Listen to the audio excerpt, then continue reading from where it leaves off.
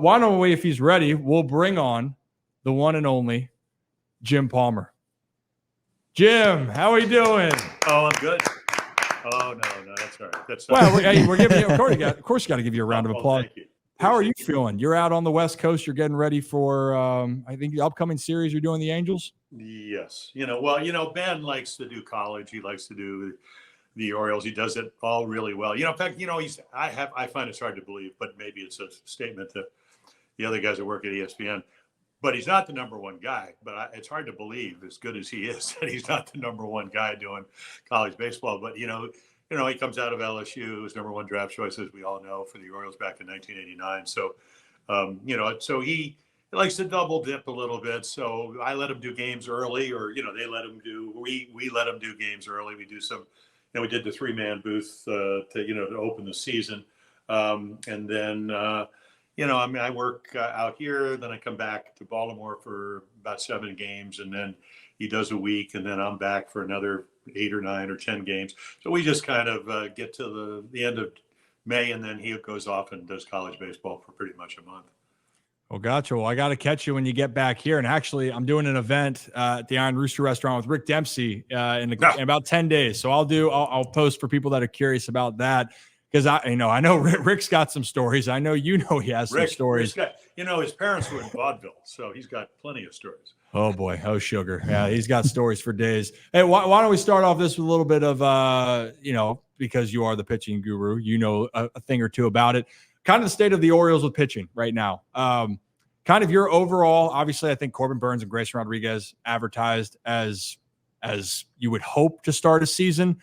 But how do you think the rest is kind of going to shape out? I know some people are a little bit worried about Kyle Bradish and John Means, but through the first couple of weeks, how would you kind of grade what this pitching staff has done for Baltimore? Well, I think that, they've been strike throwers. Drew French comes over from Atlanta, where he was the bullpen coach. Plasmeyer comes over, who'd been in our minor league system. So, but, to your point, John Means, I think he's pitched now 3 starts down in AAA. He has to come up within the month. So towards the last part of May, hopefully his elbow's fine. I think in talking to him in spring training, they tried to, he had a little bit of elbow soreness, so they backed him off. He hasn't pitched a lot of innings the last 2 years. So on a team, and it can't ever assume, because, you play the game, your dad would be the first guy to tell you, games in April are as important sometimes as games in August and September. But for him to be able to pitch into the 120, 30, 40 inning range, it's all right for him to take, 5 weeks off, 6 weeks off, and then hopefully you'll be able to pitch if the Orioles get to the postseason. And there's no guarantee to that, but it'd be nice to do that. Kyle Bradish, we all know about UCLs. It looks like he threw the ball really well, good velocity. He threw about 50% sliders and curveballs here. Came up with a 2-seamer. But again, when he's healthy, and we'll see if that's the case, he was the best pitcher the Orioles had. He pitched like a number 1 starter. Yeah. And pitched well in the playoffs. The Orioles just did not hit well in that first game with runners in scoring position. So, and then you go to the bullpen. Obviously, anytime you take Felix Bautista out of a guy that's struck out about 110 guys in 60 innings, because the Orioles' strength was multifold. They were the best team with hitting with runners in scoring position, but they were also 30-16 in 1-run games. They were 11-6 in extra inning games. So how do you came from behind 47 times? I think only the Cincinnati Reds did it more. So you better have a good bullpen. Well as I do, starting pitchers aren't pitching into the 8th and 9th innings anymore. You lose Bautista, obviously, but then you get Craig Kimbrell, who's got closing in on 420 saves. Does he throw 98? No, but he's got movement. He's got deception. He ended the game the other day with a save on a great breaking ball after the guy looked like maybe he's a little bit on the fastball. So, you get somebody not to take Felix Bautista because he was that good, but he allowed you to kind of sequence your way to get to where you needed to do. This year, it's going to have to be Kimbrell. You have some guys in the minor leagues that I think are going to come up. Brian Baker, he's had some decent times for the Orioles. He still's got a great arm. You guys were talking about Suarez. he actually pitched better yesterday than he did down at AAA. Yeah. So I think all in all, and you guys were touching on the fact that if they do want to go out and get a pitcher, they do have a multitude of young players that are pretty desirable. And again, I mean, right now, even though there's new ownership with Dave Rubenstein, wouldn't you say we're kind of a small to mid-market ball club? So, the payroll went up from 63 million to maybe 93. And maybe I think Elias has always said, we want to add when we think it's going to help the ball club. Mm-hmm. But, the difficult thing for this club is you have guys that were here last year that were part of 101 wins. And there were a lot of guys that, Austin Hayes, was reading yesterday.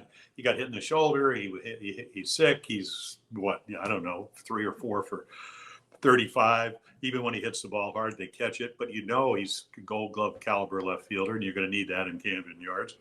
Colton Cowser is hitting like Stam usual. I mean, it's unbelievable. Go back. So, Mullins, walk-off home run yesterday. He did not have a great year last year because of the injuries.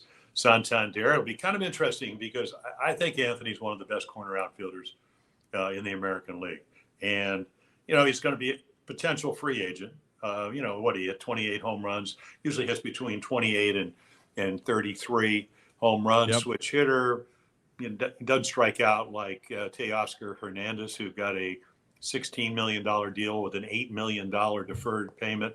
That's $23 million, and he struck out 211 times.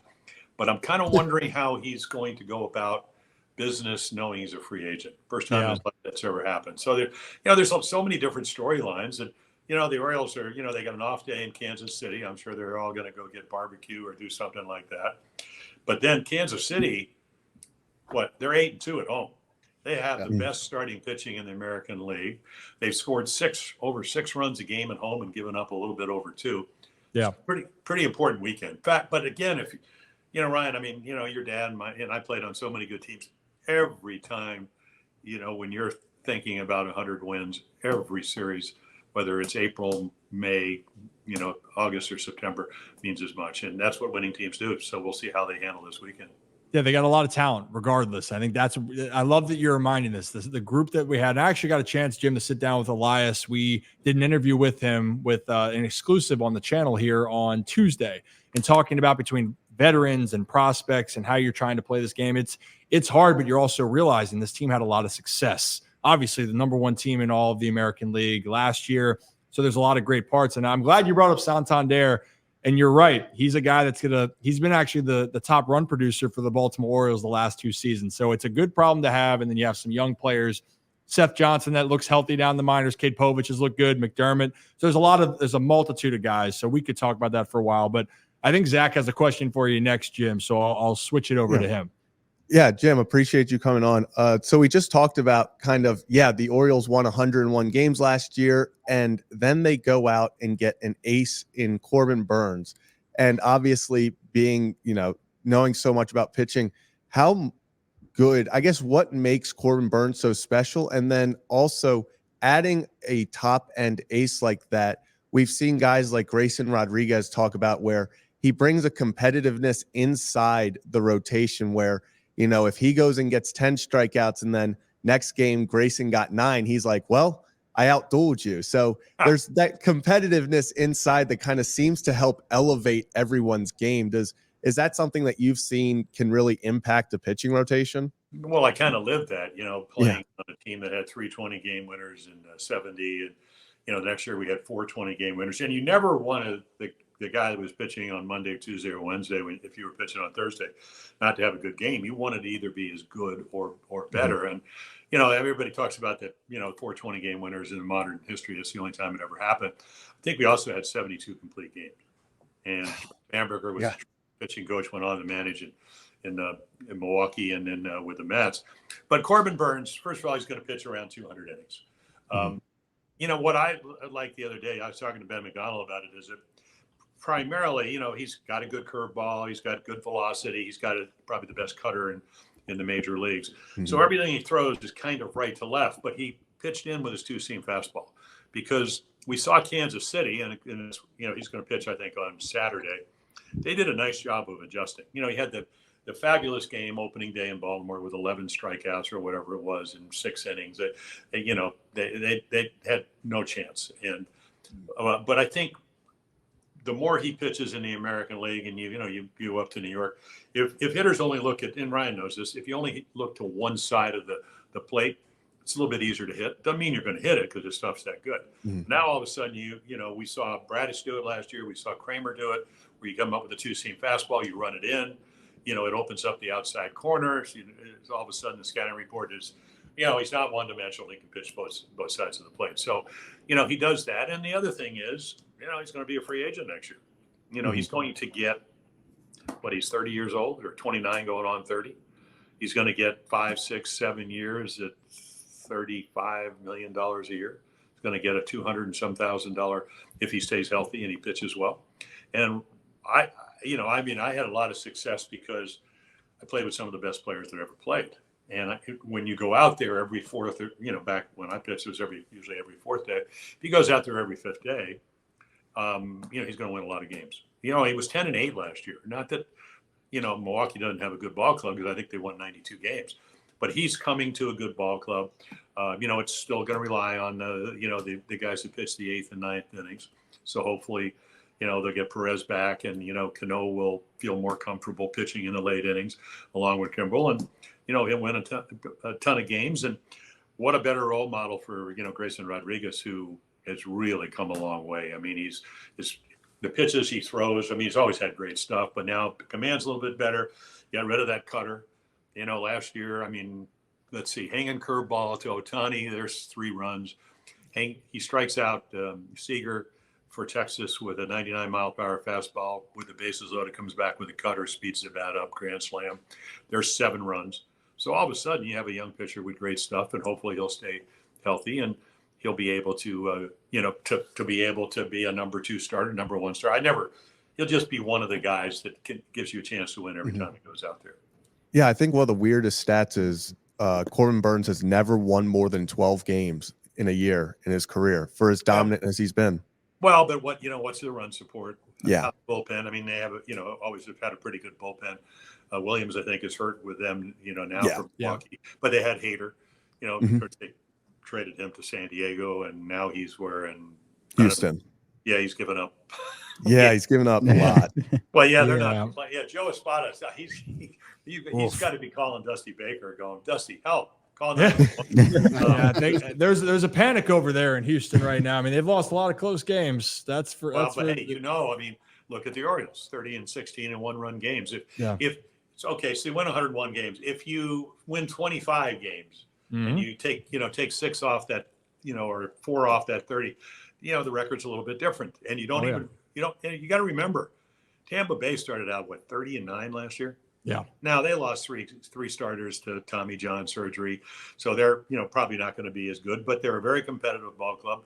But if you take 3 or 4 wins off those 30-16 1-run ball games, or the 11-6 extra inning games, you're not even winning the division.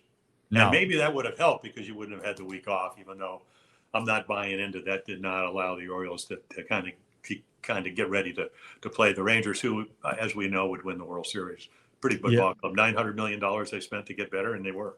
Yeah, that's what they paid you, right, Jim, back in the day, around that amount. I had to turn down the money, Ryan. Yeah, it was for the jockey commercial, right? Well, it's funny. Somebody sent me right after I retired. I did Dempsey, Tippy, your dad, Eddie. We're all in a jockey commercial. In fact, if you Google that, Wait a minute, all of you are in that? Oh, it's actually classic. Oh, I mean, really, if you Google that, you will see. I don't know if I'm talking about pure comb cotton. I don't know what it is, and your dad's in it, and we're looking it up. We shot it in the locker room. Actually, so let's. What are we talking about? It's funny. I was looking. I mean, the biggest story over the last 10 days or whatever is Jackson Holiday, and I'm thinking, okay, see, when your dad started the consecutive game streak, I was actually pitching that night, but he came up at the end of 81. Yep. And have you looked at his numbers? Oh, yeah. So we talked about that too, by the way. In 82, his official rookie year, we talked about that. And then he felt that You know, he felt his shit didn't stink after the first opening day in 82, went 3 for 5, and then proceeded to go 4 for his next 55 and was hitting a $117 on like May 2nd. Yeah. So well, the year before, I think he was 128. The next year he's 128. But you know, I mean, let's put this in the proper context. I was looking at Willie Mays. Now, Willie Mays, you know, Leo Giroshi, who was managing the Giants, had to call his dad. He said, "You got to talk your son." This is Willie Mays with over 3,400 hits and 660 home runs. Your son wants to come home, and his dad says, "I'm not coming to get you. I'm not going to even allow you in the house." And he went, I think, 1 for his first 21. Now, Nick Markakis, check out Nick, his first month in the big leagues. You know, and then all of a sudden in August and September, he's hitting 380 and 403 and whatever. So it takes a while. George Brett started out 5 for 40, 3,100 hits later. He's in the Hall of Fame and all that. Now, I mean, you know me, my eyes tell me he's having trouble with a high fastball. Yeah. And, they can talk all they want about, getting the 2 strikes in a hurry. But I think, he's going to have to calm down, and we're going to have to see. He would not be the first guy that struggles early on. I guess the question is when you're in I think the division will be better this year because the Red Sox are better. The Yankees certainly are better with Soto. Tampa Bay may not as strong. Toronto is always a club that looks like they underachieve, but they have good players and a high payroll. You got to win as many games early. So it'll be very interesting to see how they handle it. And you go, well, we'll just platoon with Urias. Well, Ramon doesn't hit left-handed pitching. He hits about 40 points lower against lefties than righties. So I like him as a player. I won a Gold Glove 2 years ago. He can play all over. So it'll be very interesting. Brandon Hyde, it's going to be a nice test to see how Jackson plays and if he can relax. And, it's not going to get any easier this weekend because the pitching staff he's going to see in Kansas City, pretty impressive. Yeah, no doubt about it. And I think that people need to understand, you're right. Things are going well for Baltimore. Things are going well overall. And right now, you got to let the growing pains. 20 years old, he's a phenom, and he's had so much success. Well, your grandfather once told me, he goes, there's suspects and there's prospects. Now, he is a prospect. Yep. But if you've been around the game and hey, what are you, 30, 31, somewhere? You're right. I'm 30, right? Okay, I'm going to be 31 coming up, man. You're sharper than me, man. Come on, Jim. Well, wait. So you've been around a while. Yep. Your dad's been around, seems like forever. Yes. You just don't know what happened in this game. I mean, everybody, how many guys, we had a guy, Jim Fuller, he had like 30 some home runs in A-ball in Miami. That's like hitting 65. And they brought him to the big leagues and he hit really well against left-handers. And then all of a sudden, because he was a right-handed hitter, I mean, he could throw, he could run. Big guy, 6'4", 6'5", 230. And he could play the heck out of right field. And then all of a sudden, Clyde Wright, who was a finesse lefty, came in and threw him a changeup and fastballs counts. And all of a sudden, he never was the same. You just don't know about this game. Now, I think, and I'm hoping that Jackson Holliday, he's going to get a chance. He's going to turn his game around. He'll take a deep breath. But as well as anybody, what do you get, 0.4 of a second to decide what the pitch is? Decide whether you're going to not. Did you ever hit in spring training? Against major league guys? Oh yeah. Okay, so is there a difference?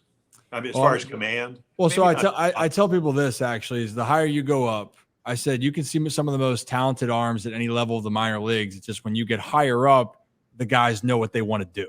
And so that's something they know what they want to do each and every at bat. That's what makes them so special. That's when you look at some of the top pitchers in all of baseball, like the Corbin Burns, where when people are freaking out about his spring training, Corbin Burns doesn't give a crap about his spring training. He's trying to figure out what's going to get him ready for the season because he has a plan of what works and what doesn't. So for me, that's what I noticed in the minor leagues is that you can get away with more because pitchers aren't going to be as consistent with what they want to do. The location, their setup of their pitches, if you're talking about the high fastballs with Jackson, being able to throw a high fastball that sets up your other pitches we've talked about with some other with the relievers.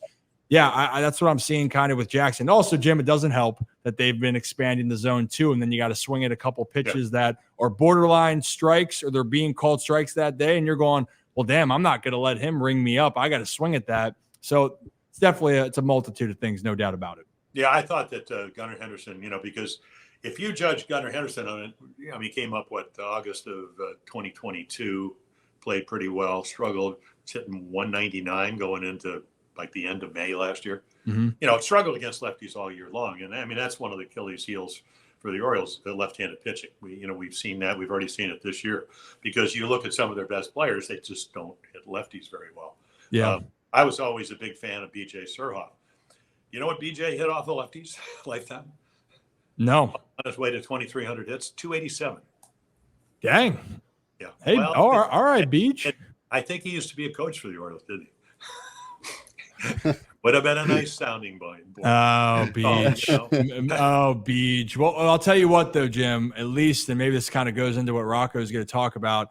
Right now, at least for the guys, even though the struggles, the chemistry on the team of what's going on is probably the best I've seen in Rock. That kind of alludes to what's been happening with the Orioles recently. Yeah, Jim, I think people enjoy watching this team, especially the past 2 years, so much because these guys have so much fun. I want to get your take on two things. So your thoughts first and foremost on the Homer hose, which has now evolved into the Homer hydration station, and the teams you were on. Did you guys ever have any unique way of celebrating the big moments like this team is right now? Not in the dugout. No, we did it in the kangaroo court, and we Frank Robinson was the judge, and, if guys didn't run balls out or they yawned or they were on the bench late or, Don Buford used to get upset when we would give him the no-touch award because he was a horrible fielder, but the best offensive left fielder in baseball for like 3 years in a row.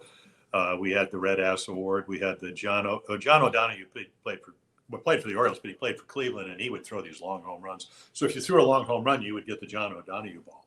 But it was always hooked in to winning and then celebrating. And the other thing is, we used to always say, hurry out of the locker room, and, that's how you lose. And, it made us stay after the wins and celebrate the wins.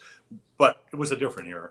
We did, I could have just imagined your dad tapping his heart and all that after he hit home runs and all that. And, it's just, I'm not saying it's they can't do it, because I know they do it and they're going to do it because it's a different era and different whatever. But I was always taught, hey, listen, you strike a guy out, that's what you're supposed to do. Why do I want to show him up? I think we were taught, like, if you catch a touchdown pass, you just drop the ball in the end zone, turn around, go to the bench and all that and whatever. So again, it was a different thought. So we never had, all that kind of stuff. And it's funny, Jim, you bring up after the game, like that's when I felt like the celebrating or the moments were where it was. Those are the stories that I heard. The locker room, you're talking about the game after. It's like where the real antics come out. I remember every time my dad did a home run, and instead of someone give him a high five, he would just give him a handshake. I saw that. I've seen that so many times. Like, hey, Cal, good job, and he just puts out his hands. Your grandfather was a coach and all that. I mean, that's not Cal. Cal Senior did not operate on that way. He did not. No. You were going to respect the game. I mean, I always tell people I had to do something for a friend. Who runs a big law firm, and we were talking to the people in Tel Aviv. I mean, they're doing this baseball Zoom thing, like 2 nights ago, and I'm saying, you're not worried about rockets and the missiles and all that. And they said, well, most of our houses have bomb shelters, and if they do the alarm, we'll probably get off the air. But it's, and I talked about the Oriole way was so simple. You come to the ballpark and let it, you outwork everybody. And I learned this at A-ball, and you outwork everybody. You try to get a little bit better every day. You have fun, which means to win. You play as a team because, if you're in high A, you want to get to double A and triple A in the big leagues. And probably the most important thing your grandfather ever told me, there are no such things as shortcuts. No, because everybody, we all want to take the quicker road or the easier road or whatever. And, your grandfather, he treated everybody the same. Yeah. He would tell you, hey, some guys are suspects, some guys are prospects, but everybody got treated the same. Yeah, you got to go out there. We went 80 and 36 too, Ryan. So it was nice team to manage, and he had a lot to do with that. No, you're damn right. But that's the thing. You're right. It's the work. It's the work you got to put in. I think that people that's always it gets. Not that it grinds my gears, but that's when I do talk about stuff with the guys, especially the veterans of what they've gone through, and with the prospects. You're right. Jim. To me, the prospects are like lottery tickets in some cases. You don't know which one's gonna hit, but you hope that they are. That's why you're saying prospect or suspect. But who knows? With all the Orioles that are coming up of these super talented players, which ones are going to be the guys that are going to be your cornerstones, like the Gunnar Henderson, or who's going to be somewhere in between? You just don't really know that answer. But Brad, actually, we talked to Rick Dempsey we had an opening day special. And I think, Brad, this was going along with the question, because I think it is fair to say, this is probably one of the most talented teams, right, Brad? Yeah, and actually, I thought it was very interesting coming from Rick. First of all, thanks, Jim, for coming on. I really appreciate your time here. Rick came on and said that he thinks that he's not sure he's ever seen a more talented Orioles team from top to bottom, and even in the farm system ever, which I thought was saying a lot coming from Rick, and then obviously being a part of the teams that he was a part of. And so I kind of wanted to get your perspective on that too. Obviously you've been a part of some historic teams, and you've done some pretty historic things yourself. And so, from top to bottom, could you agree with something like that, or you think there still needs to have some time to go first before we can really kind of make that assessment? Well, I mean, I was, when Joe Biden threw out the first pitch in 2009, he came up into the booth, and Gary Thorne and I were doing the game, and he's standing in the middle. He's got the Navy hat on, leather jacket. He said, I used to come down when I was senator of Delaware, and he said, hey, congratulations on, getting to the Hall of Fame. I said, well, I played with some of the best players ever. Yeah. I mean, that's why I did my job. They did their job, and things worked out pretty well, So I look at, and I've said this for years on the air. I mean, when you're winning 52 games and losing 110 games, your first baseman's not better than theirs, and your catcher's not better than theirs, and your second baseman. I looked around. I got Boog Powell over at first. Now, Boog won the MVP in 1970, and he was second in 69. You knew he was going to hit 25 to 39 home runs, somewhere in that range, depending on the year. Then you went to second base, Davey Johnson, who went on to be a great manager. He won 3 Gold Gloves. Bobby Grich took his place, won 4 Gold Gloves, was a really good player. And then you go over to shortstop. When I got there, Aparicio's in the Hall of Fame. Mark Belanger took his place. Then your dad came.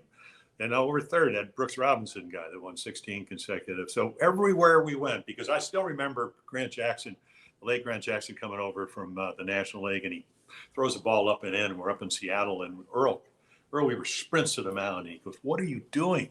He goes, "Well, I got to loosen him up." He said, "Yeah, let me just tell you something." He said, "Look around." And he went right around the outfield and the infield. Are our guys better than theirs? He said, "I don't want anybody hurt. We don't need to be throwing guys. We don't do this macho stuff." So the point I'm trying to make, Buford was not a great defensive player. Blair was, 8 Gold Gloves. Frank Robinson, I don't know if I've ever seen a better hitter. I mean, tough, and hit a home run. You could throw him low away sliders, and he'd hit him with one hand over the bullpen. So my point is, it's funny when Brooksy passed away last, late September, and I was talking to him, and I said, "Have you ever seen anybody like Gunnar Henderson? You've been here since the 50s." Mm-hmm. He goes, "Yeah. Oh, pretty athletic guy." Now, let's be honest. Gunnar's going to figure out how to hit lefties, but right now, and which is why the Orioles just swept the left-handers. He's like most guys. Paul O'Neill was he does the games for the Yankees. Yep. He won a batting championship. He hit 352. He hit 300 or better 5 or 6 straight years for the Yankees. His lifetime batting average is against lefties, 247. So it's tough to hit lefties, or unless you're Larry Walker, unless you're Ken Griffey Jr., unless you're Don Mattingly. Lefties have trouble with lefties. So, but our talent, Adley's better than any other catcher, or as good as any other catcher. So when you start going around the field, Mullins, Cedric, first 30-30 guy. Yeah. When he's healthy, he's going to run everything down. How about the catch he made the other night? Oh my God. Unbelievable. You got Austin Hayes, who, and he's got to have to figure stuff out. He's got to get healthy. But again, it's nice to have Colton Cowser, who looks like he's pretty athletic for a guy. Now, is he going to hit, home runs in 4 out of 5 games. I don't know if that's going to happen, but it looks like, I mean, this is a guy that could, I mean, his best shot last year was a sliced line drive down the line in Philadelphia. Now, all of a sudden, he's driving the ball left field. If you pitch him in, which is how you earn getting pitches on the inside side of the plate, he's able to pull them. And, all of a sudden you have somebody that if Austin Hayes struggles or is hurt or whatever the case is, you have some balance. So yeah, this is a really good ball club. I mean, I call Ryan O'Hearn the Corey Kluber of hitters. He puts that game face on. It was a great acquisition. Just a guy that had some success early on. The league adjusted, and now he's readjusted, and he puts some great at bats together. And you know what? I played with a lot of guys that didn't like to lose, and I think that Ryan O'Hearn is one of those guys that does not like to fail. I'm with you on that. I love what he's done in Baltimore. And actually, I'm going to break him down here after we're done here. I'm going to do a little Ryan O'Hearn because I don't think that he gets enough respect. And there's a reason why that the Orioles have enjoyed having him, and he's rightfully so. Been one of the surprising pieces for this Baltimore Orioles team that really was not a guy that they expected, or at least the fans were not expecting him to be what he has been so far. Jim, we're going to have one more baseball-related question. They're two baseball, but one's fun, one's a actual, again, your expertise. And it's, again, we're talking about pitching. Kevin has one thing, and it's specific to Grayson Rodriguez. Yeah, Jim, really appreciate you joining us. And you mentioned Grayson a bit earlier, and I know for him, he's had a lot of hype around him since being drafted. And last year he was up, and then he was down, and then he's back up again. But he's had a great start to the year this year, obviously more.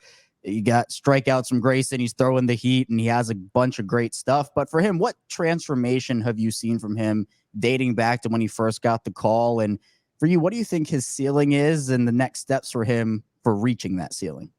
Well, the ceiling is to stay healthy. I mean, a couple of years ago, he had the lat problem, or he would have been in the big leagues year before last. I think pitch selection, windups better. Last year he was slide stepping every time there's a runner on. He never quite get closed. Went down the minor leagues, worked on his windup, got rid of the cut fastball. He's got really good fastball. He's come up with a 2-seamer, which gives him a little bit more movement because he does throw 96 to 98. I don't know if he has that real backspin where he can, strike people out. But when, if you go back to his first start, he had the great split. The next time he didn't, but he still pitched well. So I think he's kind of learning. I mean, he's always going to have good stuff, and he's always going to have velocity anywhere from 95 to 98. But I think he's learning what we all learned is that he may not have, and I never, Brian Mattis used to always say, well, if you pitch 30 times, maybe 15, 18 times, you're going to have your best stuff. And then what? I never believe that. I just think that your stuff's good enough. And you have to understand, you all you got to do is have more than one pitch. One night it may be the curveball. The next night it might be the split changeup. Maybe the other night, and his slider's gotten a lot better because the tilt's better. Talking to him the other day, he said, I'm going to try to throw it as hard as I can. Hopefully that will not hurt his elbow. So at the end of the day, he's got 4 pitches actually 5 now with a 2-seam or 4-seam fastball. And it makes it a lot easier. If you're not at your best, you're still awfully good. And, the other thing is, if you look back at the Orioles starters last year, with the exception of Kyle Bradish, almost all those guys got between 5.7 runs to over 6. So the Oriole offense was outstanding. We know they're the best, and they're up at about 295 this year with runners in scoring position. Home runs are up this year. The ball's much more lively. We'll find that out when they actually test it. They let the Meredith Wills, the astrophysicist who tells the truth, she'll cut the ball in half. They'll find out it's a much livelier ball. There's been more balls hit into left field this year over the Great Wall of Baltimore than I think there were in the last 2 months last year. So the ball's traveling, but it's going to be a really good team, and how good it's going to be, it depends on whether Bradish comes back and also John Means is able to pitch, because again, I mean, John's not one of these guys that's going to pitch at 95, but he's going to pitch at 92 and 3 with his slider, curveball, and great changeup. He's going to be very effective. And the same problem that lefties give the Orioles, John Means brings to the table when he faces other teams that have good left-handed hitters. Yeah, well, I mean, we're holding our breath that everything turns out well. As we know, it's always touch and go. We're hoping John Means gets back up. Kyle Bradish, hoping the same thing, just because when you look at all these guys, including Grayson Rodriguez, it's a really talented group, and it'd be so fun to see the whole group hitting their stride at the right time. And hopefully, as we know, just as we saw Texas in the playoffs last year, you just got to kind of be getting healthy or be feeling good or playing, quote unquote, your best ball at the right time. Texas was, and hopefully for Baltimore, they're playing their best ball in September and October, not just here in April. But Jim, last thing, just for fun, I appreciate you taking the time. And for everyone, I know they know who you are, but for those that are listening, it's Jim Palmer, Orioles Hall of Famer, Baseball Hall of Famer. If you've heard him talk about all this, he knows every single stat that you can possibly imagine, has one of the best memories. It's crazy, Jim, your memory. Now, here's a fun thing, because I asked David Rubenstein this. I asked my dad this. I know, serious question here. And I asked Mike Elias, but if you're going to have a hot dog at the park here, what's going on this thing? What's the condiment? Oh, no, I'm boring. You're boring? Okay, I love boring. Well, that's why every time you have the mustard, you have the relish, and you have the ketchup. I tell Kevin Brown, I don't care who wins, but it's ketchup for me. Wow. Okay. All right. Yeah, but see, Ryan's way more boring. Ryan's more boring than that. It's just nothing. I was a plain dog growing up. I just, I would prefer just to, my wife makes, Tyler Florence's mom's meatloaf, and it has a tomato based, like a salsa that you put on it and actually in it and all that. So I'm kind of always a tomato ketchup type of guy. Okay. I never ate pizza until I was pledging Sigma Chi, and they made us go out to the Phoenix Zoo and dig trees all day long for Arbor Day. And then, I was so hungry that they brought a pizza, and I go, I like tomato, I like cheese, I like bread, but I never liked it together until that day. So that's the moment right there. You're like, you know what? I'm tired. I've been working my ass off. Let me try pizza for the first time. Yeah. Oh, I'd seen it. I liked every part of it. I just didn't like it together till I was I guess I was 17 going on 18. Oh, goodness. Hunger will do a lot of things for you. Hey, you ain't kidding about that. It'll make you a better pitcher too, Hey, I like that. A guy that liked to eat a lot. My dad liked to eat a whole lot of things. He's into that's for a whole different conversation. That guy doesn't miss a meal. Doesn't miss a meal or miss two. He calls me, Jim, is like, yeah, I'm on my second breakfast. He's a big grits guy. Yeah. He says he's also one of those guys too. He goes, he has to eat he has to be doing something on a full stomach, like working out hard. And I'm like, man, I can't go run and do that. Boy, that's a convenient story. Well, oh no. What do you got? Yeah. As a parting gift, what do you got for me here, Jim? Oh, no. I don't know. I was just. Oh, I thought you had a story going with my dad. Kinds of stories, but. Well, maybe for some other time, then when you get back to Baltimore, we can talk about this more. Or if you want to come and bother us here, you guys are all different places. So to give you a little bit of rundown, actually, this studio is in Baltimore, down in the city. So right now people are remote, but Zach and Kevin are in studio with me. And then Rocco and Brad here are Zoom. Or a bar or a lounge. Yeah, well, it's a massive. It's honestly, Jim, it's right near where the away team stays. So when you're in town, we could show you. We're trying to clean it up. Well, I live in Little Italy. I live down off of Central. So you must. That's where we are. Yeah, right there. Right there. Yeah. Really? Yeah. Well, you don't want anybody to come and attack you. Shit, Jim, we can't say where we are yet. You're in a van. You're in a van you can only park for 3 hours down there. Exactly. That's right. Oh, yes. Yes. Yeah. Well, we definitely know that. Yeah, it's we're right by Tagliata to give you. Oh, okay. Give I you know. Yeah. Exactly. So you know what? Next time when you come in town and we can even, I need to hear more of these stories. So maybe I'll just come bother you at the ballpark. I need to hear more stories about some of these days here because, Rick last time, that's what he said. He goes, boy, I got some stories for you on the 28th. I'm like, I'm a little terrified, but I need to hear them. I need to hear them about what's happened. I have a stuntman friend. Every time I think I've heard every story, he has comes up with more. That's the way Rick Dempsey is. Oh yeah. When you talk to him, ask him how I was going for my 200th win, and Derwin Merrill, who's passed away, he was the umpiring it. It's a Sunday afternoon, and I have a 3-0 lead. And when I come out to pitch the ninth inning, Derwin kind of gives me a fist because he must have known I was, it was going to be, if I won, it would have been my 200th win. And then Rick had struck out on a questionable pitch.